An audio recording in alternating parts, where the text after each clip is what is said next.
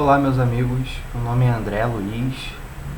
Eu sou membro do Núcleo de Observação Interna.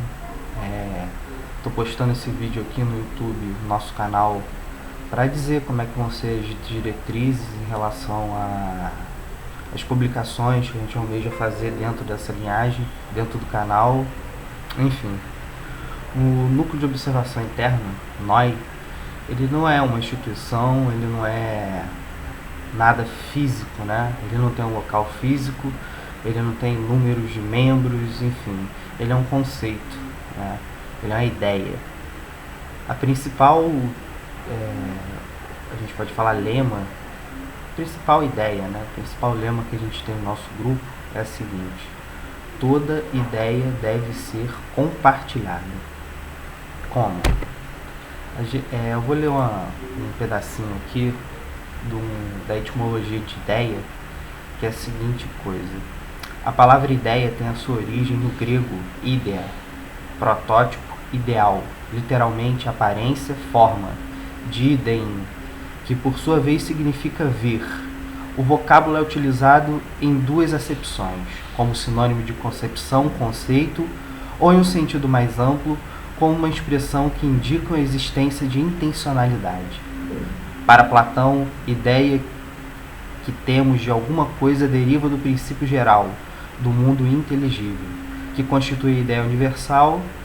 A ideia é uma projeção do saber. Já para Aristóteles, a ideia é originada da experiência sensível do mundo dos fenômenos contingentes.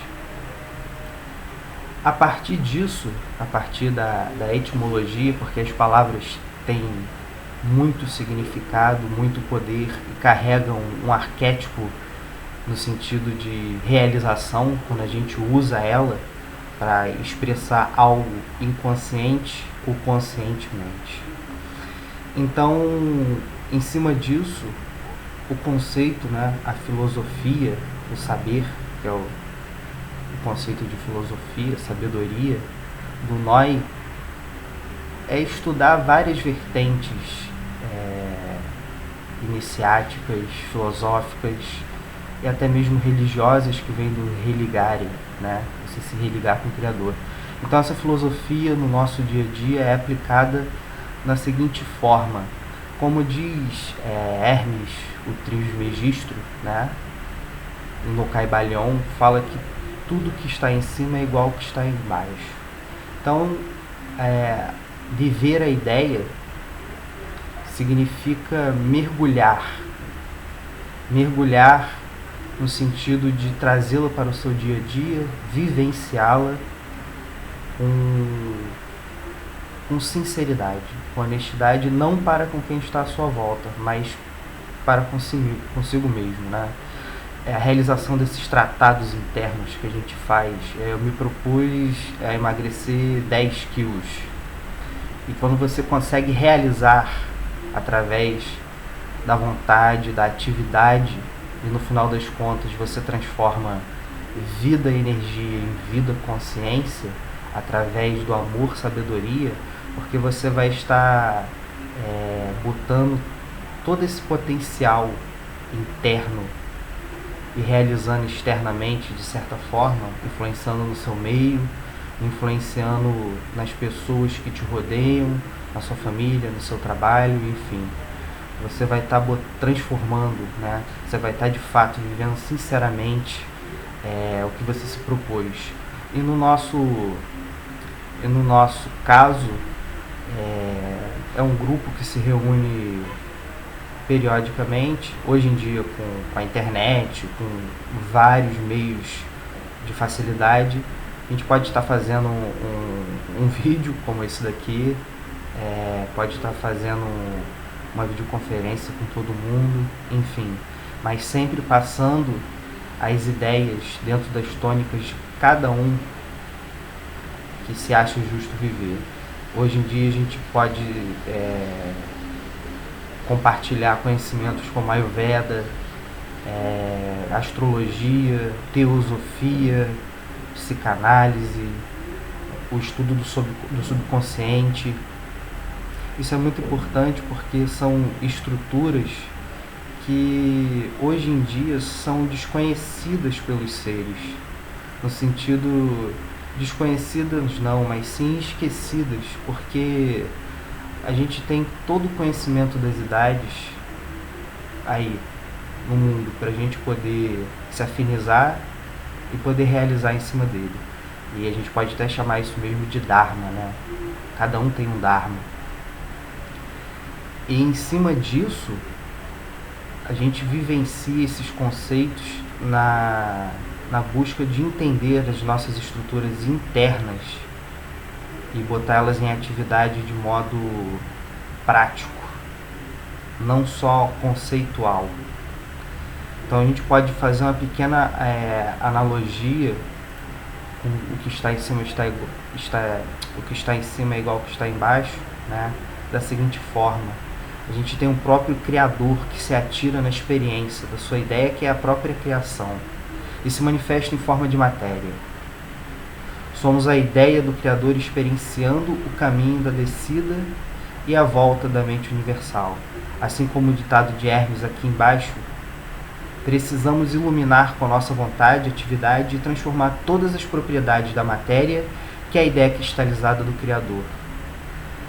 E o estudo de toda essa sabedoria, de toda essa filosofia, ao longo de todas as eras, ao longo de todos os ciclos da humanidade, elas são complementares.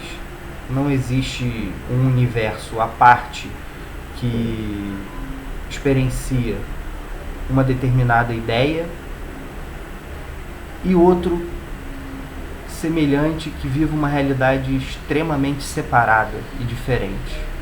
Na síntese da realização da evolução que se processa, uma complementa a outra. Então você tem a ligação, se vocês quiserem, vocês podem estar procurando um estudo mais atual, mais recente, que a própria física quântica estuda as estruturas da mecânica quântica, e você tem a teoria das supercordas, né? Que tudo está ligado, né? Não existe nenhum evento físico aqui no nosso dia a dia que não seja consequência de uma ação de alguém ou alguma coisa tomada que de certa forma vai nos influenciar, né? Vai definir a energia que se processa no nosso universo pessoal. Então, o estudo dessas estruturas que já existem hoje em dia são expostas pelas escolas iniciáticas, que existem muitas escolas iniciáticas por aí, séries que transmitem esse tipo de conhecimento, que é chamada de Gupta Vidya, né? A ciência das idades. Enfim, em cima disso a gente estuda as estruturas do ser humano. A gente vai ver que o ser humano é formado de 7 tipos de matéria. E esses 7 tipos de matéria são tipos de matéria que constituem universos, né? Universos que você pode ver macrocosmicamente como microcosmicamente reverberando dentro do ser humano. E a falta de conhecimento disso, no caso a Vidya é o conhecimento das idades, quando você caminha no bem, bom e belo, e a Vidya é o desconhecimento, é um termo em sânscrito, e você cai em karma, né? Você está dentro do samsara, que é um conceito budista, e você começa a gerar ideias, não diretamente da fonte, mas sim daquela ideia que está atrelada ao ego, né? A uma geração pessoal do que eu quero, do que eu não quero, o que eu gosto ou do que eu não gosto. E quando que a lei se manifesta dentro de cada ser humano, dentro de uma potencialidade que cada um tem em si, só esperando ser descoberta, que deveria ser o normal, desde pequeno sermos instruídos a conhecer a tal natureza, mas enfim. O grupo se propõe a vivenciar esses tipos de conceito no dia a dia de cada um, em nossas vidas, em nossos trabalhos, em nossos lares, e sintetizar no quesito de pós o fogo da transformação, né? A gente consome essas ideias em nosso dia a dia, não como um conceito à parte de nós. A gente pode pegar naquele momento, aquele momento é sagrado, né? Eu vou ajoelhar e vou fazer alguma coisa, ou então eu vou fazer algum ritual que possa me elevar. O conceito, a ideia mesmo, é você viver isso constantemente no seu dia a dia, no seu trabalho, não recusando a realidade que você está inserido, né? São realidades diferentes, família, trabalho, até a realidade interna, pessoal, relacionamento seu para consigo mesmo. Então não é negar, não gostar e gostar desses conceitos, mas sim encará-los, entendê-los, vivenciá-los, transformá-los e sim compartilhar com todos, né? Porque do momento que você faz aquilo que se propõe, você cumpre esses tratados internos. Esses tratados internos, eles desprendem uma energia imensa quando são realizados e sintetizados. A gente acaba dando consciência para o meio que a gente vive.